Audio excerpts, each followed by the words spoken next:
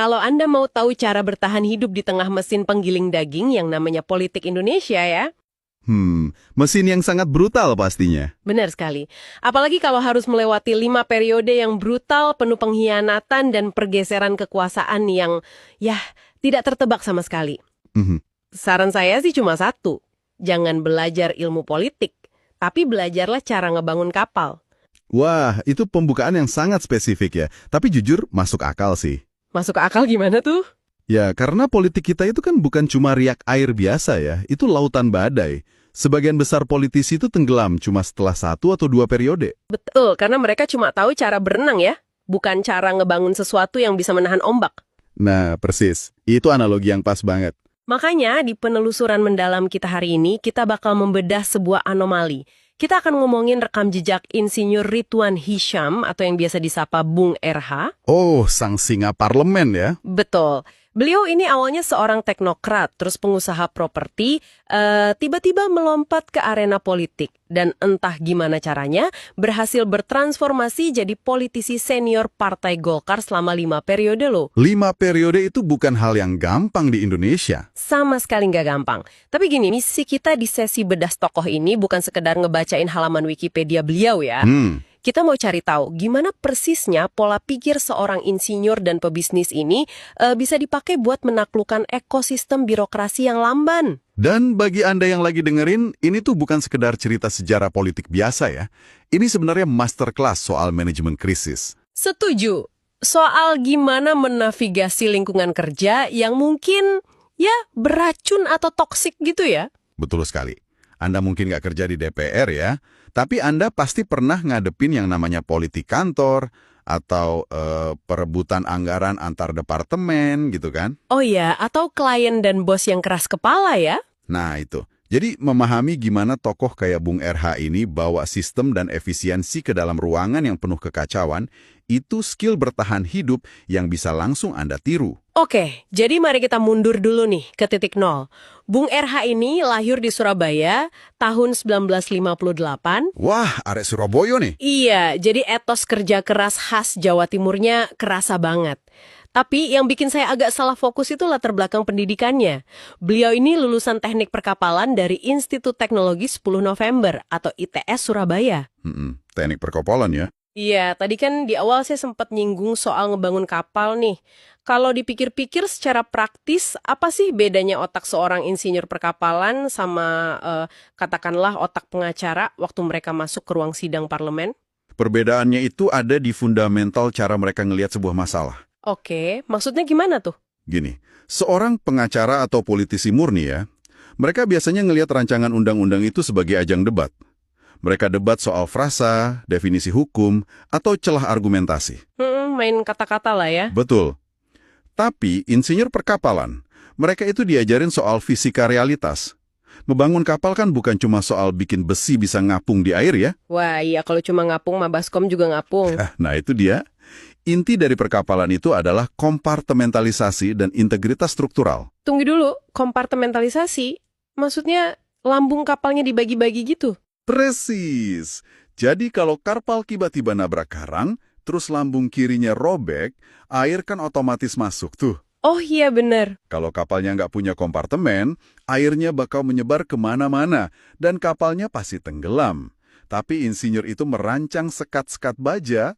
Jadi ruang yang bocor itu dikunci ya, diisolasi gitu? Betul sekali, diisolasi, supaya sisa ruang di kapal tetap kering, kapalnya tetap bisa berlayar, dan yang paling penting, awaknya selamat. Wow, itu filosofi yang luar biasa nyata ya? Sangat nyata. Dan bayangkan kalau kerangka berpikir ini dibawa ke kepemimpinan politik, Anda jadi belajar cara memisahkan konflik. Oh, saya paham maksudnya. Jadi kalau ada debat panas atau krisis di satu isu, kita kunci isunya di situ aja. Iya, diisolasi, supaya nggak nenggelamin seluruh agenda kebijakan lain yang lagi jalan. Anda nggak membiarkan satu kebocoran ngehancurin seluruh sistem. Ini mulai beliau praktekin bukan di laut loh, malah di darat. Oh iya? Di mana tuh awalnya? Ya, dari zaman mahasiswa, beliau udah ditempa di HMI, ya, Himpunan Mahasiswa Islam. Tapi yang lebih gila lagi, sebelum pakai jaket partai politik, beliau ini raksasa di dunia properti. Oh iya, beliau pengusaha sukses kan ya? Banget. Beliau mimpin HIPMI Jawa Timur dari tahun 1992 sampai 1995. Terus beliau sampai sekarang masih jadi ketua kehormatan loh. Luar biasa. Dan setelah itu lanjut ke ERI ya? Betul, memimpin DPD ERI Jawa Timur dari tahun 1996 sampai 1999. Dan coba Anda perhatiin apa yang beliau bangun di era itu. Ini yang bikin saya kagum sih. Kenapa emangnya? Kan banyak pengusaha properti di zaman itu. Ya, tapi kebanyakan pengusaha properti yang pengen cepat kaya kan fokusnya bikin mall mewah ya, atau kondominium eksklusif di pusat kota. Oh iya jelas, margin keuntungannya gede banget kan, modal cepat muter. Betul. Tapi reputasi Bung RH di tingkat nasional itu justru meroket karena beliau mengeksekusi sesuatu yang jauh lebih rumit secara logistik. Bikin apa memangnya beliau? Beliau ngebangun kawasan rumah sederhana terbesar di Gresik. Tunggu, kenapa ngebangun rumah sederhana malah disebut lebih rumit? Bukannya secara desain itu jauh lebih gampang daripada bikin gedung pencakar langit ya? Kalau dari sisi desain arsitektur, mungkin iya, lebih dasar. Tapi secara logistik dan penyelesaian masalah sosial, wah, itu mimpi buruk yang sering dihindari sama banyak developer besar. Mimpi buruk gimana? Karena tanahnya luas gitu. Iya, bayangin aja. Bikin kawasan perumahan sederhana skala masif, itu berarti Anda harus berurusan sama pembebasan lahan yang super luas, terus mikirin infrastruktur dasar kayak pipa air. Ah, iya. Dan kabel listrik yang harus ditarik berkilometer ya? Betul sekali. Belum lagi regulasi pemerintah daerah yang kadang tumpang tindih. Anda juga harus ngatur ribuan pekerja lapangan. Dan pastinya nyari untung dari budget yang tipis banget, kan? Nah, itu. Gimana mastiin kualitas bahan bangunan tetap bagus dengan anggaran yang sangat mepet? Terus, yang paling susah, meyakinkan pihak bank untuk ngasih kredit KPR ke masyarakat berpenghasilan rendah. Oke, saya mulai nangkep nih. Jadi ini bukan sekedar ngebangun dinding sama atap ya. Ini ngebangun ekosistem kehidupan dari nol. Tepat. Ini tuh manajemen rantai pasok dan negosiasi sosial tingkat dewa. Dan karena beliau berhasil menaklukkan kerumitan inilah, beliau dipanggil ke Istana Negara tahun 1997. Wah, dapat penghargaan ya. Iya, beliau menerima penghargaan Adia Sagrahatama langsung dari Presiden kedua RI, Bapak Haji M. Soeharto.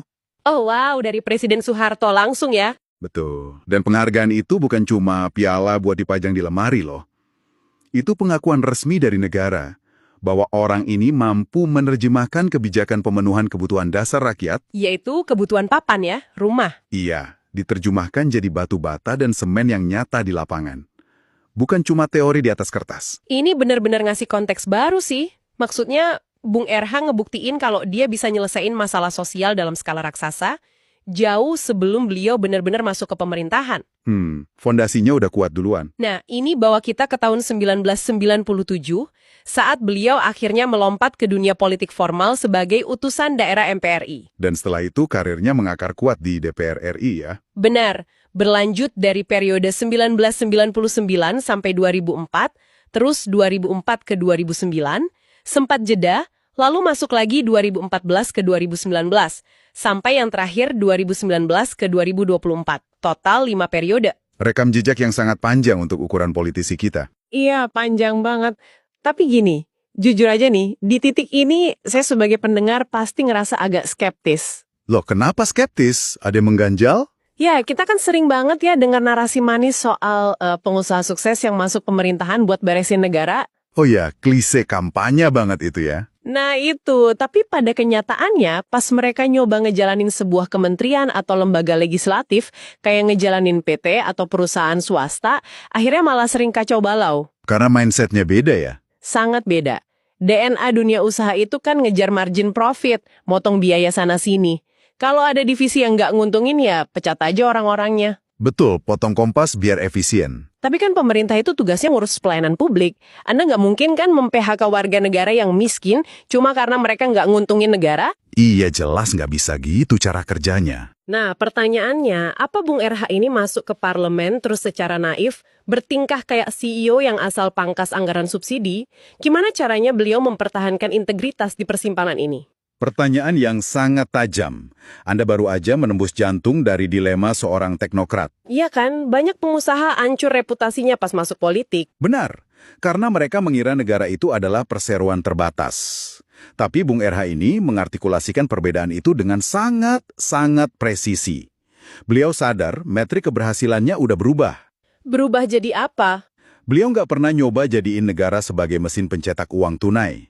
Tapi beliau ngelihat kalau bisnis dan politik itu sebenarnya punya satu muara fundamental yang sama, yaitu kemakmuran. Oh, tapi gimana cara beliau ngebedain aplikasinya di lapangan sidang DPR? Beliau ngenalin konsep perpindahan dari yang namanya efisiensi aset menjadi efisiensi kebijakan. Efisiensi kebijakan, bisa dijelasin lebih detail nggak? Gini, kalau di dunia properti, beliau ngitung seberapa efisien 1 hektar tanah bisa disulap jadi ratusan unit rumah yang layak, kan? Betul, hitung-hitungan meter persegi. Nah, di parlemen, beliau menerapkan kedisiplinan yang sama pada anggaran dan undang-undang. Bagi Bung RH, setiap rupiah dari APBN, setiap lembar kertas undang-undang itu adalah modal. Jadi undang-undang itu semacam investasi gitu ya? Tepat. Kalau ada sebuah undang-undang disahkan, tapi birokrasinya berbelit-belit sampai rakyat nggak ngerasain dampaknya di bawah, yaitu artinya kebijakan tersebut gagal total, nggak efisien. Berarti return on investment sosialnya jeblok dong ya? Persis, ROI sosialnya nol besar.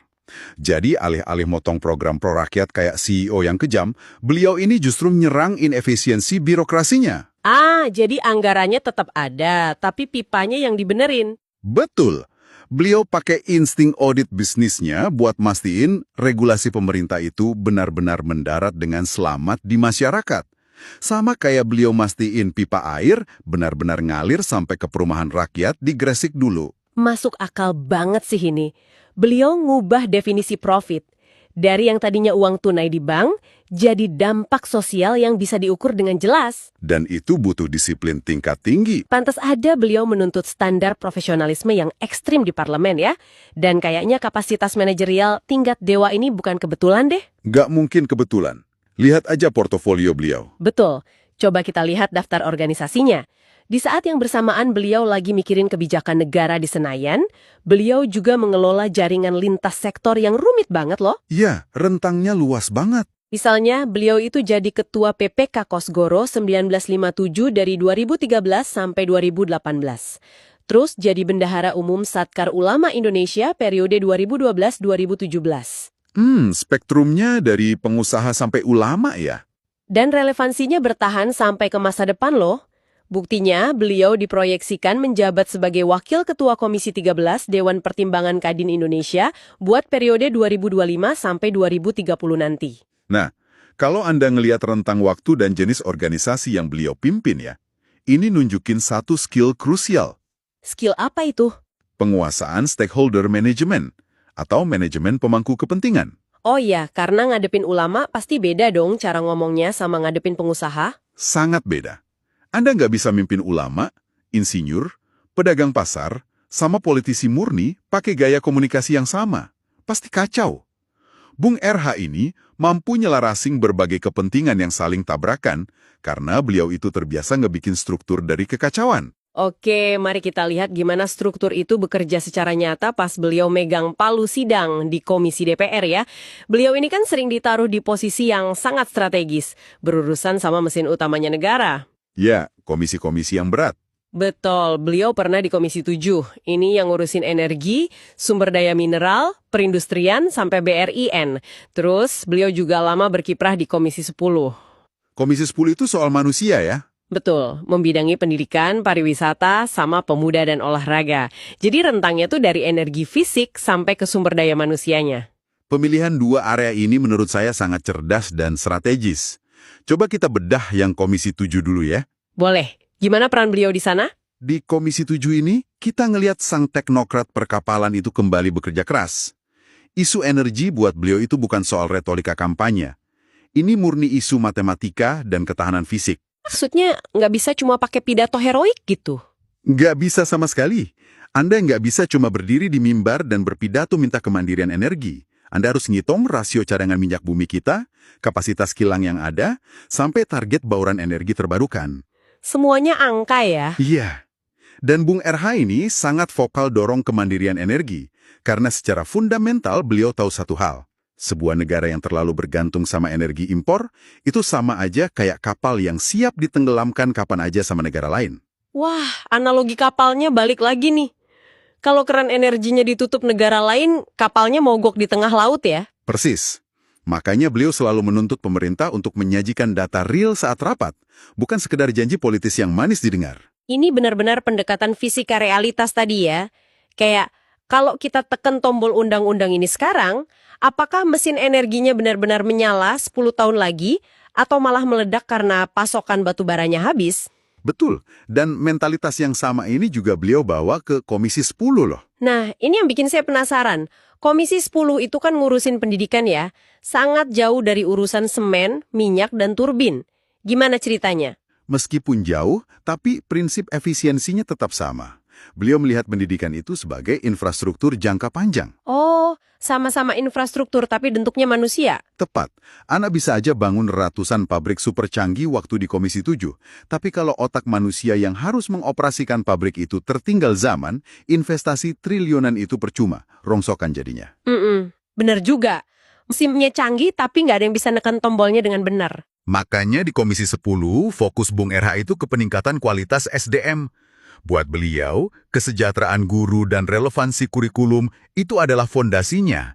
Kalau pendidikan kita nggak nyambung sama kebutuhan industri ke depan, itu adalah pemborosan anggaran terbesar negara. Dan menariknya ya, insting beliau buat terus nguji batas fondasi ini sempat bawa beliau keluar dari zona nyaman Senayan. Oh, momen ketika beliau turun gelanggang itu ya? Betul. Buat memvalidasi visinya, beliau pernah mengikuti Pilkada Jatim, yakni Pilgub. Pilgub Jawa Timur itu keras loh medannya. Sangat keras.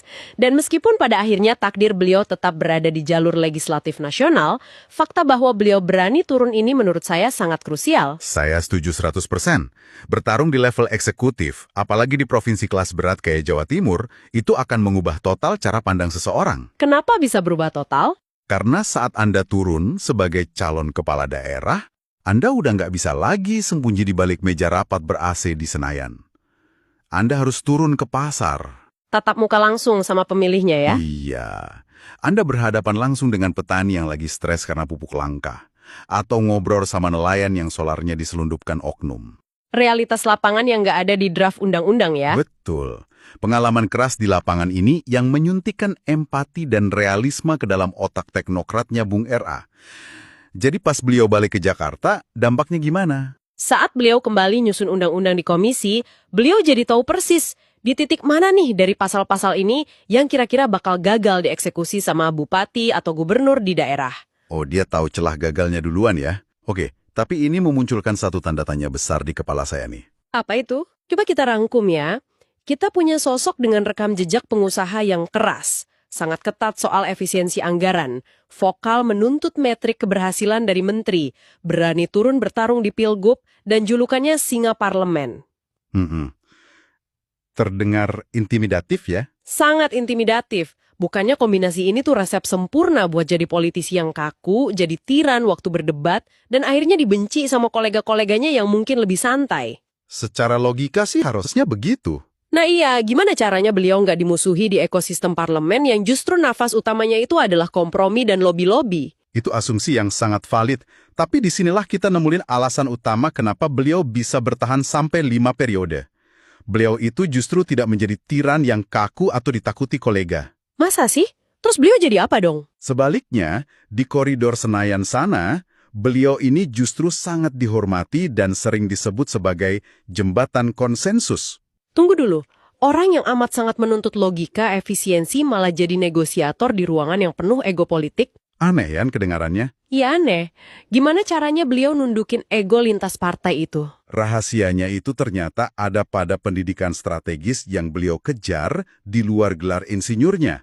Beliau sadar beliau butuh ilmu baru. Maksudnya ilmu selain bikin rumah dan kapal tadi? Betul, beliau melatih dirinya buat jadi arsitek negara. Coba Anda perhatikan rekam jejak pendidikannya. Beliau itu alumni Lemhanas KSA 14, lulus tahun 2006. Oke, kita emang sering banget ya dengar politisi atau jenderal masuk Lemhanas, Lembaga Ketahanan Nasional. Tapi secara praktis di otaknya, apa sih yang sebenarnya dilakuin lembaga itu ke mereka? Banyak yang salah paham soal ini. Lemhanas itu bukan sekedar sekolah formal buat ngejar sertifikat pajangan. Terus apa dong? Itu adalah lingkungan yang sengaja dirancang untuk menghancurkan ego sektoral. Di sana, seorang jenderal militer bintang 2, direktur korporasi raksasa, dan politisi sipil dipaksa duduk bareng di satu ruangan simulasi. Wah, isinya alpa semua tuh ya? Betul, dan mereka dipaksa untuk menjawab satu pertanyaan yang sama. Gimana caranya Indonesia ini bisa tetap berdiri 50 tahun dari sekarang di tengah ancaman perang dunia, krisis ekonomi global, dan perpecahan sosial? Pertanyaannya berat banget. Sangat berat. Dan proses inilah yang memaksa para politisi untuk berhenti berpikir dalam skala pemilu 5 tahunan. Mereka dipaksa mulai berpikir dalam skala abad, skala ratusan tahun. Jadi ini semacam mengkalibrasi ulang otaknya ya. Dari yang tadinya cuma pengen menangin debat partai di TV, berubah jadi mikirin cara menyelamatkan fondasi negara. Persis. Dan Bung RH nggak berhenti cuma di Lemhanas loh. Beliau juga pernah ikut short course di Pentagon. Itu kan pusat pertahanan Amerika Serikat ya. Wow, sampai ke Pentagon juga. Iya. Terus beliau juga ikut SSDN atau Studi Strategis Dalam Negeri di Provinsi Jambi untuk benar-benar memahami kerentanan lokal di daerah. Rangkaian pendidikan militer dan strategis ini yang ngasih beliau kemampuan helikopter view. Helikopter view. Kemampuan melihat seluruh peta permainan dari udara gitu ya. Tepat. Dan ini yang ngejawab kebingungan Anda tadi. Soal kenapa dia bisa jadi jembatan konsensus. Iya, gini loh mekanismenya. Saat Anda berdebat sama politisi yang pedulinya cuma sama citra partainya buat besok pagi, mereka pasti bakal keras kepala banget kan? Oh iya, debat kusir jadinya. Nah, tapi kalau Anda masuk ke ruang negosiasi itu, terus Anda gelar data soal ketahanan energi nasional dan memetakan apa konsekuensi kehancurannya kalau undang-undang ini gagal disahkan. Saya paham sekarang. Beliau mengubah frekuensi perdebatannya. Tepat sekali. Anda pakai matematika strategis buat meredam emosi politik murahan. Itulah yang bikin Bung RH jadi jembatan konsensus yang andal. Berarti beliau narik lawan politiknya itu bukan dengan cara memohon atau main uang ya? Sama sekali enggak. Beliau merangkul mereka dengan cara memaparkan realitas gambaran besarnya. Beliau bisa berargumen logis kayak, nggak akan ada partai yang bisa berkuasa besok kalau negaranya sendiri keburu bangkrut hari ini. Iya, benar. Nggak ada yang bisa jadi kapten kalau kapalnya tenggelam, kan? Nah, itu. Dengan logika yang sedingin dan semasuk akal itu, kompromi yang bermartabat jauh lebih gampang tercapai. Wah, luar biasa ya. Berevolusi dari seorang mahasiswa yang belajar bikin sekat kapal anti bocor, terus jadi pengusaha yang ngebangun perumahan rakyat, sampai akhirnya menjadi pembangun konsensus nasional yang ngejaga mesin negara tetap nyala. Sebuah lengkung karakter yang, jujur, sangat solid. Bener-bener luar biasa.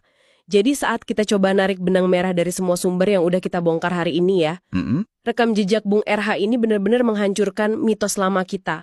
Mitos yang bilang kalau orang lurus atau profesional murni masuk politik, mereka tuh otomatis bakal tertelan sama sistem yang busuk. Atau terpaksa jadi korup secara intelektual ya. Nah iya, perjalanan beliau ini ngebuktiin kalau integritas, logika bisnis dan ketangguhan mental itu justru bisa banget berjalan beriringan di politik. Kalau Anda punya standar profesionalisme yang nyata, yang nggak gampang goyah dihantam ombak. Anda bukan cuma akan bertahan hidup ya. Betul, Anda justru bakal jadi jangkar buat kapal tersebut. Dan bagi Anda yang dari tadi mendengarkan penelusuran kita ini, ada satu pelajaran pragmatis yang bisa langsung dibawa pulang. Apa tuh pelajarannya? Anda mungkin saat ini lagi ngerasa sangat frustrasi sama ketidakjelasan arah di tempat kerja Anda. Atau muak sama birokrasi di kantor yang lambannya minta ampun. Pasti banyak banget yang relate sama ini. Pasti. Nah, Bung HRN ngasih lihat ke kita bahwa kemampuan memetakan masalah secara terstruktur, memahami bahasa lawan bicara yang lagi berkonflik, dan selalu berorientasi pada hasil akhir yang nyata, itu adalah senjata paling relevan buat melewati kekacauan apapun. Jangan buang insting efisiensi kita cuma gara-gara lingkungannya nggak efisien ya. Persis. Justru Anda lah yang harus bawa sistem itu ke dalam. Karena pada akhirnya, pas krisis benar-benar menghantam, orang-orang di sekitar itu pasti bakal nyari dan ngikutin sosok yang tahu cara menjaga kapal tetap mengapung. Membawa keteraturan ke dalam kekacauan, bukannya malah ikut tenggelam bareng-bareng ya. Itu wawasan yang sangat pantas buat kita terapin besok pagi di kantor. Sangat pantas. Namun, sebelum kita benar-benar menutup sesi penelusuran mendalam kita kali ini, saya pengen ninggalin Anda dengan satu pikiran yang menurut saya lumayan provokatif nih. Boleh, silakan. Kita kan udah ngeliat ya gimana kemampuan Bung RH buat ngeksekusi proyek logistik skala raksasa di dunia nyata, kayak ngebangun kawasan perumahan rakyat di Gresik itu, justru jadi fondasi mentalnya sebelum beliau duduk merumuskan undang-undang.